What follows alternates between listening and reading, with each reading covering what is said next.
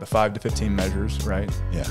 That's it's an important concept when you're putting in a CRM system, right? Those North Stars Or just any system, right? right? Yeah.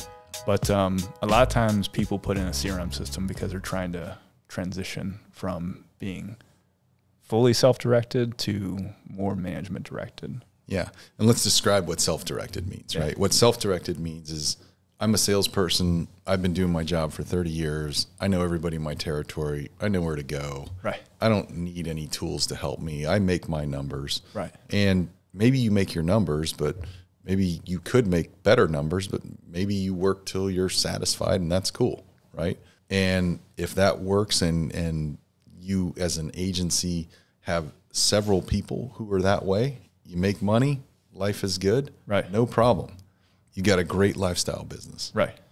Alternatively, there are companies that, if I could, the self-directed team, it can be a little bit of the inmates run the asylum, right? Like, absolutely, they're just doing whatever they want to do. Yeah. And but guess what? They're earners. They're effective, right? And if you don't need to manage them, great. Right. What that doesn't really set you up for is that long-term succession, though, for those people either, right? But that's okay. And if you have a lifestyle business, which is, you know, what I think many people strive to have, right? As long as I know that my 5 to 15 numbers are in the ranges they should be, you know, I can go play golf 2 days a week. Not a problem. Great. Good life, right? No issues with that at all. You know, the key is, what are those numbers? Hey, am I keeping my manufacturers happy because our revenue is growing the way it should for each of those manufacturers? Right. Am I making sure the commissions are coming into our company and we're paying out our salespeople on time off of those commissions? Are we achieving, you know, a goal of hiring one new salesperson per year to expand our territory, right? Those are the kinds of things that we see as, once you get an instrumentation on a dashboard, you can look at your business for 5 minutes. And if you were on that deserted island, you know, as they say in Traction, right? If you're on that deserted island and you just had those 5 to 15 numbers, is your quote volume high enough? Is your sample volume high enough? Have you turned over enough rocks? You have enough opportunities? Those are, you know, as long as that's happening, go play golf. No problem. Right. But what about for those people who want to be in a growth business, though? Yeah. And so people who want to, they want to grow their business over time. They have goals. They're being strategic about how they're growing, where they're growing.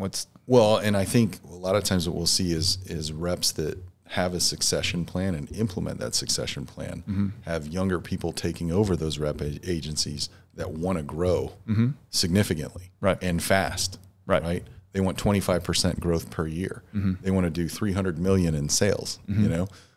And so for those people, it's a similar idea. It's the same need for that 5 to 15 numbers on a scorecard, dashboard, you know, KPIs, et cetera.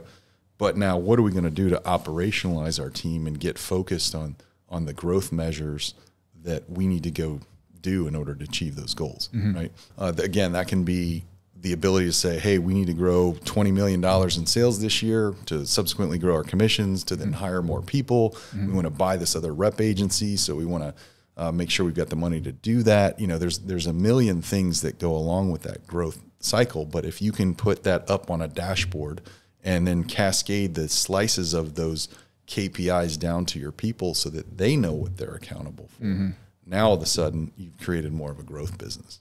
So growth business, though, management directed. It's very management directed. Yeah. Saying, here, you know, here's the 10 products we're going to promote from, you know, these different manufacturers. We're going to classify our manufacturers. We're going to look at our line profitability analysis or our manufacturer profitability analysis. We're going to look at our customer profitability analysis, right? And making sure we're not burning dollars where we shouldn't be. From there, you're basically creating all the instrumentation so that you can fly the plane in the direction that you know you're going to achieve your goals. So the management directed team has a much more clear line of sight to sales activity, return on investment, sales activity, ROI. Right. And that's what we've seen amongst our very management directed, let's say younger owned rep firms, because they want to grow. Right.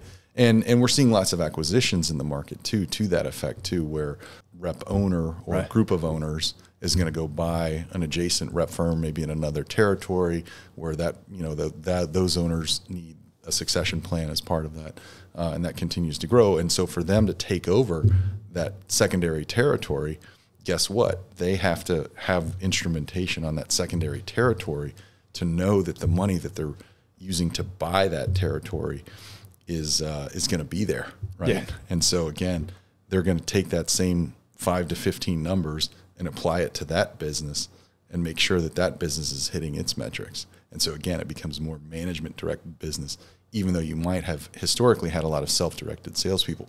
It can create conflict though, right? Right. You can have some Eagle salespeople that know what they're doing, and the way to help them understand the growth management directed business is to kind of like what we talked about in our last session of leaving their legacy and teaching people who are coming up, who are trying to learn to become Eagles, right? Say, hey, you're an influential person in our company. Everybody sees how well you do and how you have total control of your customers, right? Right. How do we get that so that, you know, you can replicate that model amongst others? Give us the keys to that methodology that you have, and we'll implement that everywhere else. Yeah. You know? And we'll hire to it as well, right? I think on those people, you got to also go back to a previous conversation we had and really dig into those CRM buy-in questions, right? Yeah. And get those people excited about it. So last question on this subject is, what's better, the lifestyle business or the growth business? And which one's more suited for CRM? They're both. They both are. Yeah, there's no better. There's no better. Right? There's no better. Yeah. Right.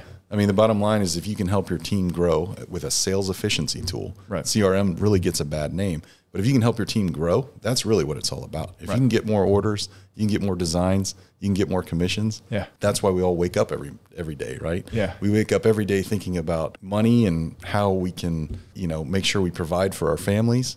So it's not like it's not like an evil thing, you know. So, well, one of the common things you said is the 5 to 15 measures that was common on both businesses, right? And that's where CRM helps you as well. Totally. Right. Yep, totally.